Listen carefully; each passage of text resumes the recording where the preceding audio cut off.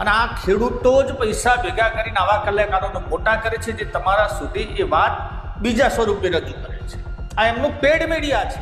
ગૌમાંસની નિકાસ કરતી કંપનીઓ પાસેથી ચૂંટણી ફંડ લીધું છે જે પક્ષે, એ પક્ષ વિરુદ્ધના ગીતો ગાવાના છે.